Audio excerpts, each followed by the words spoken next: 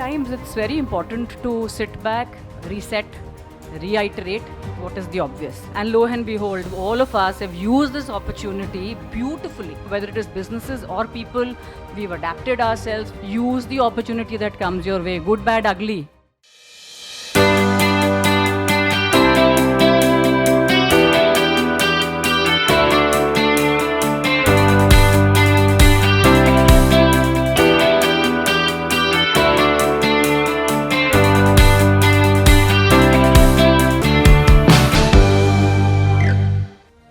Some 5 insights, bold ones, I'm going to talk about. I think they're bold, and I'm being bold enough to say they're bold. The first one, talking about overindulgence in moment market. Important thing was that the pandemic has changed, and I don't want to rant about pandemic again and again. Masks and sanitizers, multi-million-dollar industries today, yeah? All of them. In every adversity, there's an opportunity.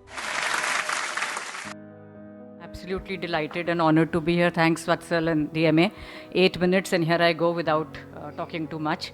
So I'm talking about some bold insights, and I'm being very bold to share those insights because at the end of the session you will say, what did she speak? Yeah, we knew all about it. Yeah, at times it's very important to sit back, reset, reiterate what is the obvious. And I think we've all realized that over the last 1.5 years. Some 5 insights, bold ones, I'm going to talk about. I think they're bold, and I'm being bold enough to say they're bold. Yeah, but they're all unrelated, by the way. So I'm not going to talk from advertising, marketing, things like that. But it's, to me, life in general for all of us as viewers, consumers, marketers, or advertisers here. So just a simple definition of bold, something you do very daringly and you're bold enough to do that. Something like, it reminds me of Star Trek, you know. You ventured into areas where no civilization went, and that was really bold at that point in time. And when I talk about insights, obviously it's all about accuracy and understanding of something. So today we are talking about Covishield and Covaxin. If we mix the vaccines, it's going to be effective, it's not going to be effective. That to me is really an interesting insight. The first one, talking about overindulgence in moment marketing. Haven't we done that today? Sent out speaker cards for us, and we conveniently put some post there and then marketed ourselves, because this was the moment to market it, because we are speaking here today. So LinkedIn and Facebook and Twitter, and I did it myself. So try to use this moment for marketing myself as a speaker. But are we overindulging really? If you look at brands today, everybody is tagging along. Dhoni's retirement, everybody's changed their logos. Yeah, Coke versus water, we're replacing everything, and then ye pani nahi hatega and evaluation nahi ghatega kind of a thing. Ganesh Chaturthi around the corner, and McDonald's is suddenly putting modaks instead of fries. Yeah, so moment marketing really. But do you know who pioneered moment marketing? At least my 30 plus years in the industry, one brand which I think did it with a lot of relevance and without force fitting was that little 10x3 column on top of Hindustan Times, page 3, and Times of India. You've all guessed it. I can see from your faces, Amul. Yeah. Absolutely relevant, absolutely topical, no force fit, celebrating or sadness. So that to me was the true meaning really of moment marketing that happened there. They did it beautifully, but I think what has changed the game today is that shot by PV Sindhu, right? Today, lots of brands who thought that they would use her for moment marketing are fighting some court cases somewhere or the other. So she's cleared the court, she's given that shot, and I think what the insight here, what I'm talking about, again, something that you all know, is the fact that let's not, as brands and marketers, overindulge in moment marketing. Let's value and weigh the pros and cons of moment marketing. So that to me was something that I thought restate and reset, especially for marketers, now one myself. The other important thing was that the pandemic has changed, and I don't want to rant about pandemic again and again because we all have been through some good things, some bad things. Very difficult to put the bad things behind because we've lost a lot of this. It reminds me of a quote by Dhirubhai Ambani. He said, in every adversity, there's an opportunity. And lo and behold, all of us have used this opportunity beautifully. Whether it is businesses or people, we've adapted ourselves, we've encashed on opportunities, we've changed us. Some people said that today it's strange to see so many people in person, yeah, some with masks, some without masks. I came in, I put the mask and I removed it again. I said, sabne nahi dala hua hai, should I not? But anyway, so things have changed, and what have businesses done today? Really used this as an opportunity. So much. Did you see how the industry is moved in terms of masks and sanitizers? Multi-million dollar industries today, yeah, all of them. Interestingly, whether it's oxygen concentrators, and we were all fighting and getting there, and by the way, it's not going anywhere. So the opportunity has been that you've started these new industries or new products, stroke brands here, and it's going to stay. So there's a lot of employment you've generated, there's a lot of manufacturing capacity that you've used, there are a lot of new things that you've taken on board here. And so again, interesting opportunity here for this. I think as marketers, something that interestingly we spend a lot of time in planning and testing is new product development. Yeah. Takes a lot of time to do all the research, to test, look at markets, what is working. Let's take Chennai as a test market. Let's take Bihar as a media dark area and try and test market. What did we do now?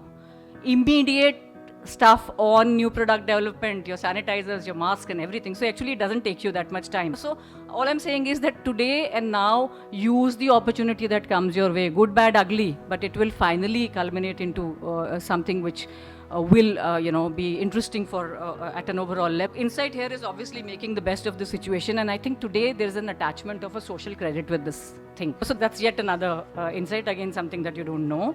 Yeah, it's everybody knows this. And I remember my school days. I'm sure all of us, while we are sitting at home, remembering kab padhte the, kaise padhte the in school and all that. And when we started learning alphabets and we said A for apple, B for boy, C for cat, D for dog, E for egg. Today that E, the meaning is changed. It's all electronic. E-learning, e-education, e-commerce, whatever, e-signatures, e-meetings, whatever or not. So the entire meaning of that word E has changed today. And to me, actually, that E's become from electronic to ease. So the new meaning that I'm learning for E is that it's that E which is ease, because everybody today is on the phone, on the computer, doing video conferences, doing video demos, as Dyson was mentioning that earlier. So to me, ease actually, and to everybody, has got a new meaning. We're following this E in its new avatar. Never has the word E been, should I say, used or abused? I don't know what is the right word, but the way it's brilliantly done. So again, the learning here being, we thought we were educated when we moved from thumb impressions to signatures. Yeah, so that was, you were educated, you knew how to sign. But today, actually, you're moving from signatures to thumb impressions, where this thumb impression plays a vital part in handling the E part. So again, I think E's got a new meaning altogether. My previous assignment at Z5, lots of learning again, because I wasn't really in that domain. I've spent all my life in advertising and media agencies.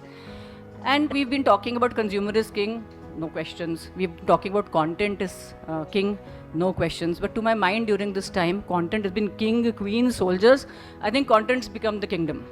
Yeah, and it is here to stay. Very often I end up saying that if a KBC or a Big Boss was on BBC, it would get equal amount of eyeballs. So it's the content that the consumers follow. Who knew that reruns of Mahabharata and Ramayana would get, after 3 decades, would get that eyeballs? Very good news for production houses, because that was some industry that was dwindling away.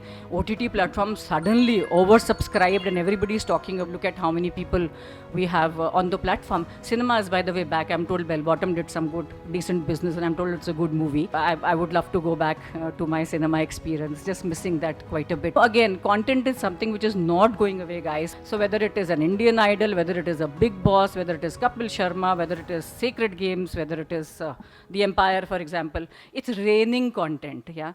And that is something which is not going anywhere, because as human beings, as consumers or as marketers, advertisers, whatever we may call ourselves, we are finally people.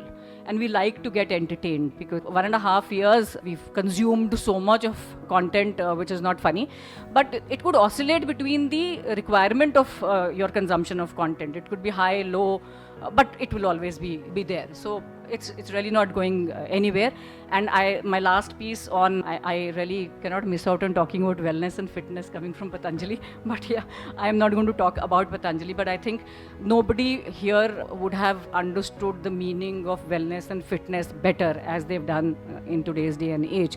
It's all about health and fitness, whether it is, doing yoga, whether it is cycling, or whether it is hitting the gym. I think these are really good pointers to get bugged by, because they are the ones who are trying to make your life absolutely healthy. New meaning of life, yeah. Something which was a necessity has become a luxury today. We know what we need. I think the wants are getting reduced. And a touch upon Ayurveda and yoga, I think it's not only in India, internationally everybody is looking at it. Proven records of very low or no side effects and being very effective. Yeah, and it's something, if you look at companies, their brands are today, new brands are being launched in the Ayurvedic sector, new companies are coming up in that, so there must be some merit to it, and I'm sure the rishis up there are smiling, yeah, because that's what is being propagated here. Inside here, being prevention obviously is better than cure. Value lives, be happy for what you have today, and practice whatever makes you fit, healthy and happy. So that's about it, completely unrelated. I'm sure all of you will say, kya bola, we all knew about it. But just a pointer here to say, let me reiterate the obvious. Thank you so much. Thank you.